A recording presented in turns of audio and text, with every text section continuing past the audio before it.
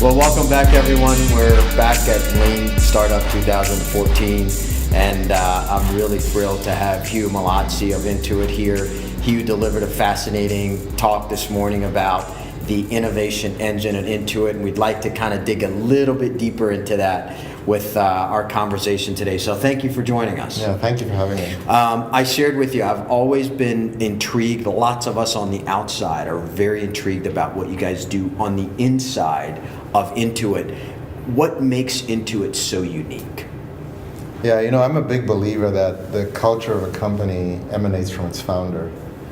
So our founder, Scott Cook, he's a really wonderful person, but part of what's really wonderful about him is, in spite of his success, he remains very humble, and he's very curious, and he's very interested in learning. And I think that's what permeates our culture, is that we're not hierarchical.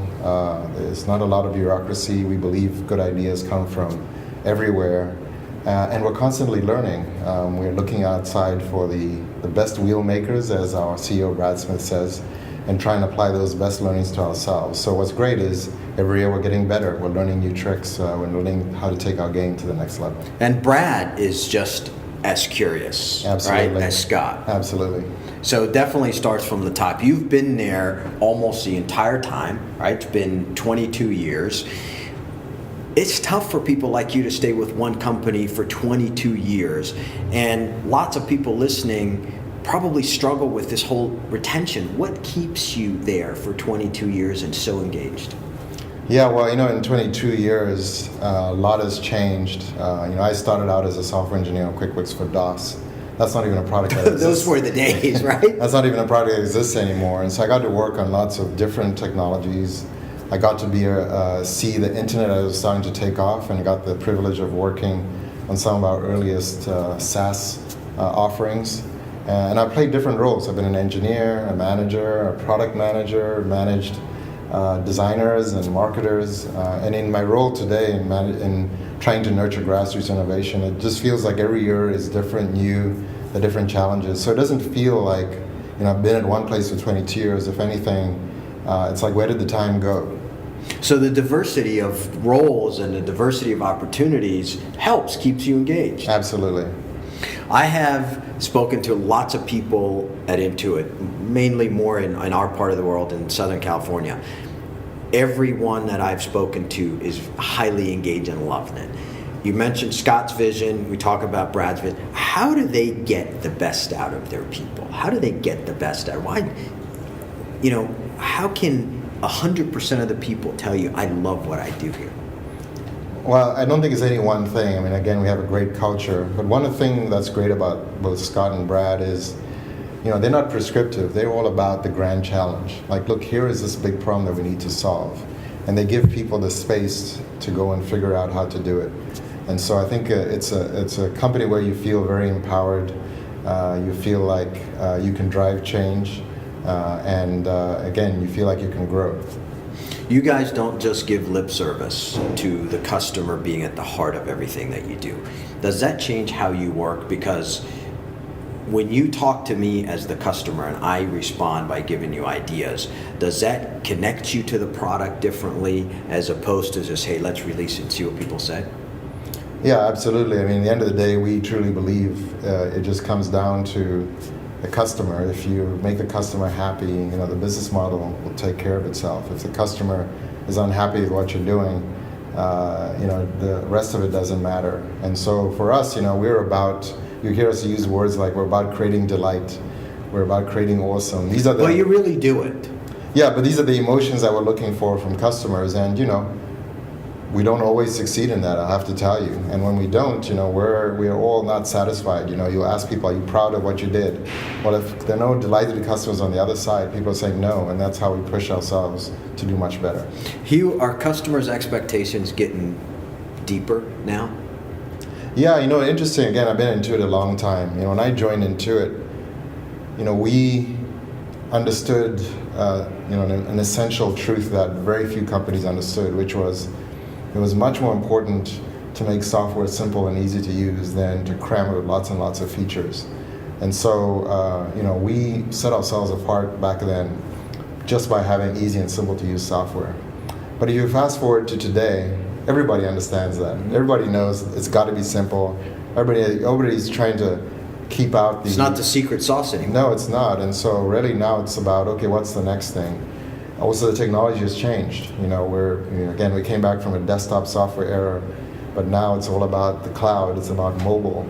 And so I think, yes, the expectations are very different. People expect instantaneous answers. When you log into a web page and it takes more than 3 seconds to load, you get impatient. Problem. Sometimes you close it.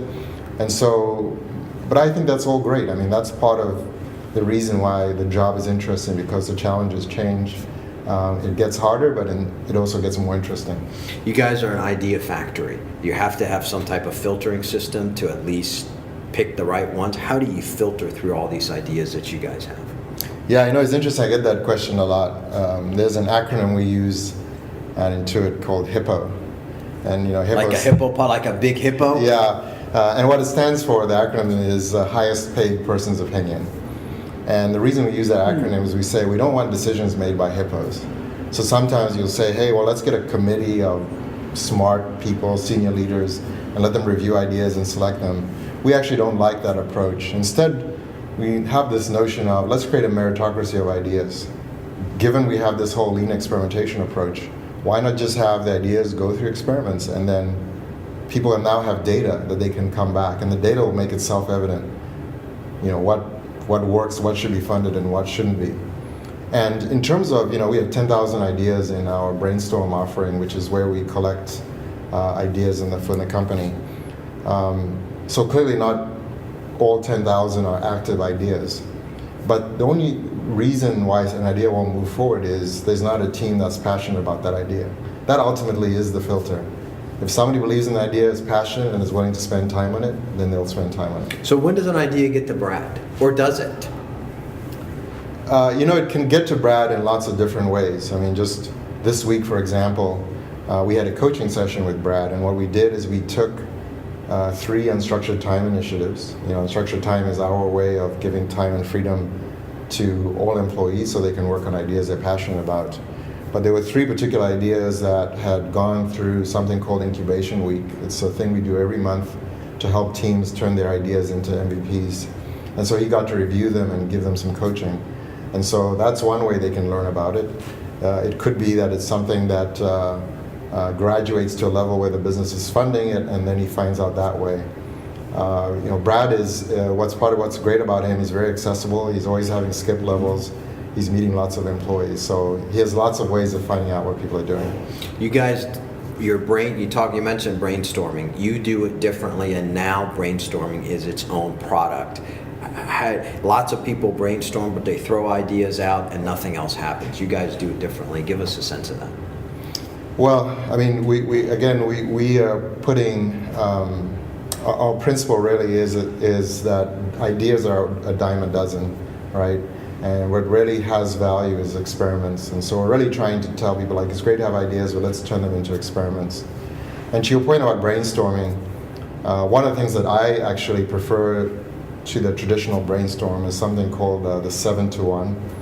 So if you go to our site, Intuit Labs, you'll find this tool. And the way 7-to-1 works is if you have a group, everybody individually has to come up with 7 approaches of solving a particular problem. And part of the secret behind 7-to-1 is that usually it's easy to get to the first 3 or 4, but to get to 7, it usually forces you to have to think outside the box. And by the way, those tend to be the better ideas, the ones that the non-obvious ones. The 6 and 7. That's right. And then you get together as a group, and then you share. Everybody shares. Here's what I came up with. And of course, that can go very efficiently because people don't have to share ideas somebody already had, because typically there will be some overlap. But to me, part of the magic is the typical best idea that comes out of it is often a synthesis.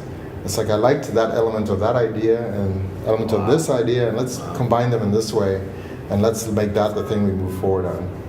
But again, it's still an idea. The idea doesn't mean, hey, you've solved world hunger. Goes to the experiment phase. You still have to go to experiments, exactly. All right, 2 more questions for you. The unstructured time, is there any structure around it at all? Is there any criteria for how you want them to spend that time? Yes, there's some structure, but I would call it loose. I mean, we tell people that can use it to invent new offerings for customers or new features and products. You can use it on process improvements. You can also use it for your own self-improvement, like you want to learn a new skill. So that's at a high level the loose structure we put around it. But ultimately, we want people to feel empowered. And so we don't tell people, well, you can only innovate in this particular area. We let people say, hey, whatever you're passionate about, go make it happen. And people ask, like, why would we do that? Well, even if somebody's working on something that we as a company would never fund, just the aspect of them having to run experiments, having to work with customers, I might be an engineer and I'm having to wear a product management hat and a marketing hat.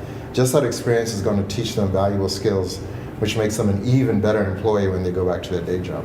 All right, my last question is, you guys, as you talked about this, will you actually teach your own version of Lean? Obviously, right. Within keeping with what Eric does. So for those enterprise companies out there who want to implement it, what can they learn from how you guys do it? Because you're in the classroom learning. Yeah, a lot of it is, our approach is it's immersive. We don't want it to be academic, like here's the theory of the case and then go off and do it. We actually say, we'll do it with you. So in our Lean Start In, that's what we call it, it's a 2-day event. People come with ideas. And the ideas may be very ill-formed, may be very high level, but then we'll help you actually start to refine them. And on that very first day, we'll have you running experiments. And the experiment might be you mock up something on a piece of paper and go to the train station and start asking questions of customers. But that just gets you into this mode of, okay, yes, an idea, I should decompose it into my leap of faith assumptions, and for each assumption, I should design an experiment. And that's the practice we're trying to get people to ingrain into their everyday work. You never had a great idea and the thought crossed your mind, well, maybe I ought to go do that on my own? That happens inevitably, but I think the great part about working in Intuit is I enjoy the culture, I enjoy the people, I also enjoy the opportunity. We work with tens of millions of consumers and small businesses, and we have this opportunity to improve their financial lives. So it just feels, it's more than a job, it's a calling, right? You get to do something where you make a positive impact in the world. So that, at least for me, that's why it's 22 years and counting. And for a lot of other people, Intuit is an amazing company because it's like people like you. Thank you. Oh, thank you so much.